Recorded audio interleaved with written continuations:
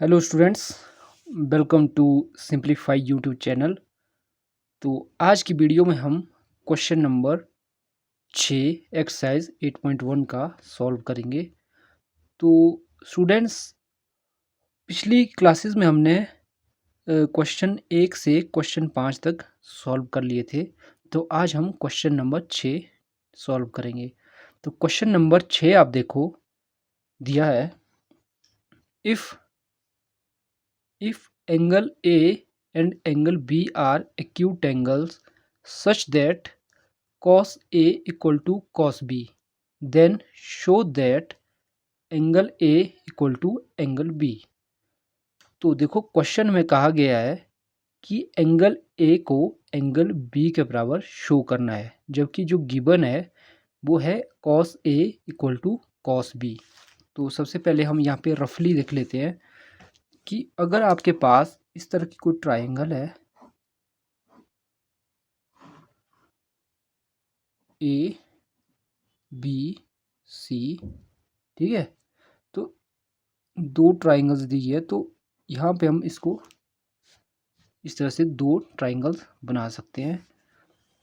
तो आप देखो कि ये जो साइड सी डी है, ये यहाँ पे ट्राइंगल सी डी ए के लिए भी है और ट्राइंगल सी डी बी के लिए भी है। यानी कि ये जो ट्राइंगल सी डी है ये बराबर रहेगी दोनों triangle C D equal to C D.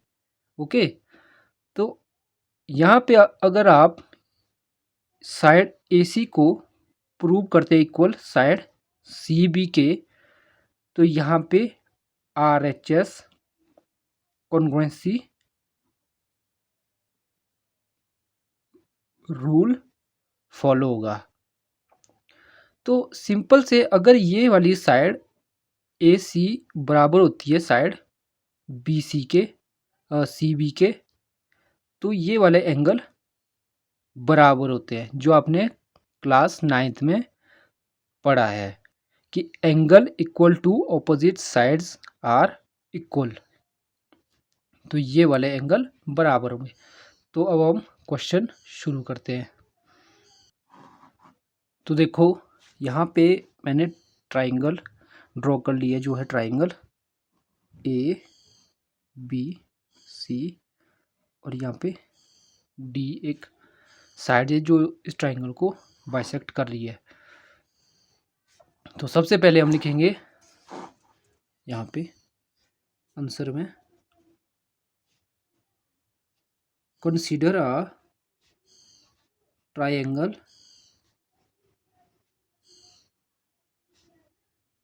A B C such that CD is perpendicular to AB।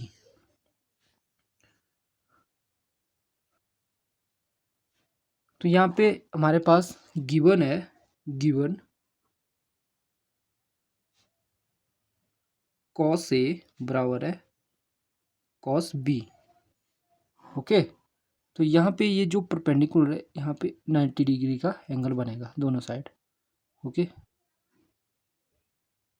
इसको हमने एक साइड ही शो करना है, इसको कट कर देना। तो cos A बराबर है cos B। तो आपको पता है जो cos A ये बराबर होता है एंगल cos A, यानी कि ये वाला एंगल ये बराबर होता है साइड कॉरस्पॉन्डिंग टू एंगल और हाइपोटेनियस, यानी कि साइड ए डी बराबर है ए डी अपॉन ए सी। और यहाँ पे जो cos B है ये बराबर होगा side D B over hypotenuse B C, D B over hypotenuse B C. Okay, तो यहाँ पे हम कंसीडर कर लेंगे लेट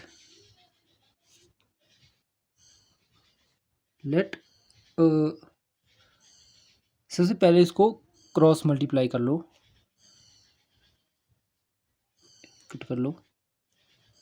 यहाँ पे ए डी क्रॉस मल्टीप्लाई करके आएगा हमारे पास A D upon D B, जो बराबर होगा AC ओवर BC के, इसको हमने क्रॉस मल्टीप्लाई कर लिया। तो ये आया हमारे पास AD over DB equal to AC over BC। अब यहाँ पे हम करेंगे let AD over DB equal to AC over BC equal to K। तो यहाँ पे हमने लिखा कि जो AD अपॉन BD ये बराबर है किसी कांस्टेंट, इसको आप इग्नोर करो तो ये AD ओवर DB बराबर है K के, और यहाँ पे अगर इसको इग्नोर करेंगे आप तो AC ओवर BC बराबर है कांस्टेंट K के। तो अब यहाँ से हम देख सकते हैं जो AD बराबर होगा K टाइम DB के, और यहाँ से जो AC बराबर होगा ये होगा K टाइम BC के, इस तरह से। ओके, तो ये हमारे पास यहाँ पर आ गया। यहाँ पे इसको देखें हम इक्वेशन, तो यहाँ पे इसको हम देंगे इक्वेशन 1 और इक्वेशन 2। ओके, तो यहाँ पे अब हम यूज़ करेंगे पाइथागोरस थ्योरम का, by using Pythagoras theorem in triangle ABC sorry AD, यहाँ पे DC एंड ट्राइंगल DC और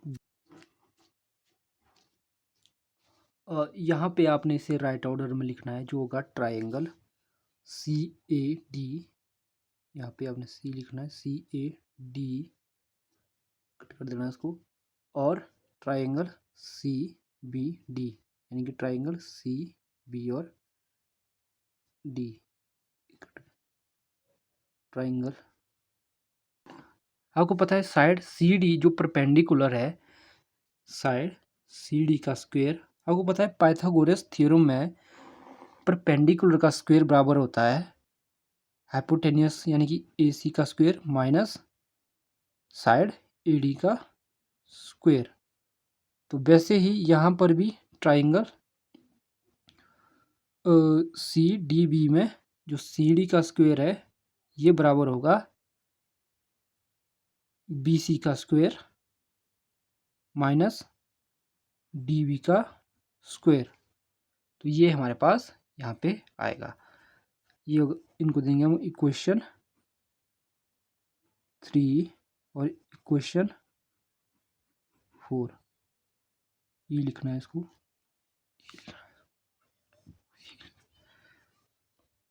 तो यहाँ पे हमारे पास यहाँ तक आ गया, हमने पाइथागोरस थ्योरम का यूज़ किया जिससे हमारे पास साइड CD की वैल्यू आई है, जो है CD square equal to AC square minus AD का स्क्वायर, और CD square equal to BC square minus DB का स्क्वायर। अब आप आगे देखो नेक्स्ट। तो इस तरह से हमारे पास इक्वेशन 3 और इक्वेशन 4 आई है। तो अब हम यहाँ से लिख सकते हैं, यहाँ पे देखो आप, by equation 3 and 4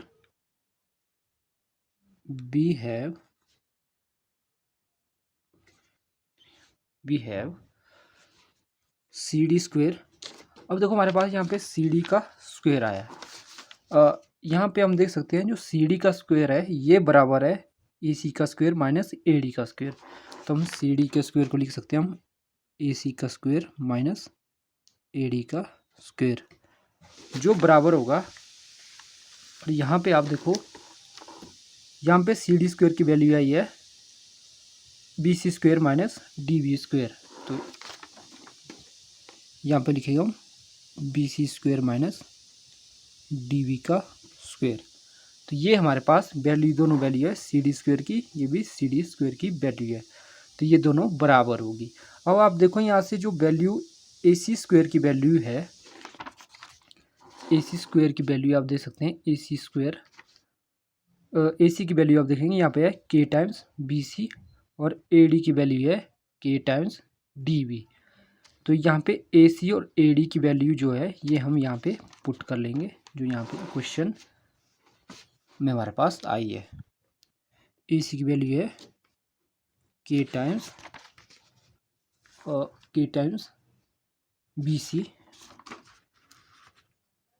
BC okay, और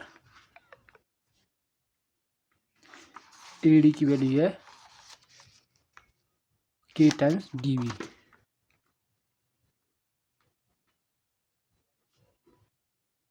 तो ये हमारे पास है BC² माइनस DV का स्क्वायर। तो अब यहाँ देखो ये आएगी हमारे पास K² कॉमन आएगा, तो ये आएगी हमारे पास BC² minus DV square equal to BC² minus DV square. Okay, तो यहाँ पे ये और ये से डिवाइड होगा, तो ये हमारे पास बचेगा यहाँ पे K² इक्वल टू 1। ये इससे जब डिवाइड होगा तो ये हमारे पास राइट हैंड साइड में आएगा 1, तो K की वैल्यू आएगी यहाँ से 1, K² इक्वल टू 1 और K की वैल्यू 1। तो यदि यहाँ पे K की वैल्यू 1 है तो आप देख सकते हैं यहाँ पर ये जो AC है ये बराबर है K टाइम्स BC के। तो यहाँ पे देखो आप K की वैल्यू तो 1 है, तो AC बराबर आएगा BC के, यानी कि AC equal to K times BC जो हमने लिखा है, K इक्वल टू 1 है तो AC यहाँ आप लिख सकते हैं because AC equal to K times BC, therefore AC equal to BC। तो यहाँ से हमारे पास प्रूव होता है कि जो साइड AC है ये बराबर है साइड BC के, AC साइड BC के।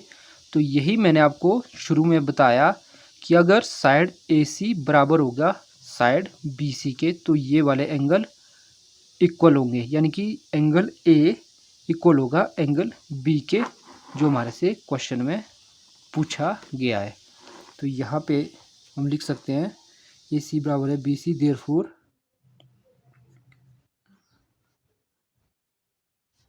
एंगल A बराबर है angle A because angle opposite to equal sides are equal। Angle opposite to equal sides are equal। तो ये क्वेश्चन था जो हमने प्रूव कर लिया है।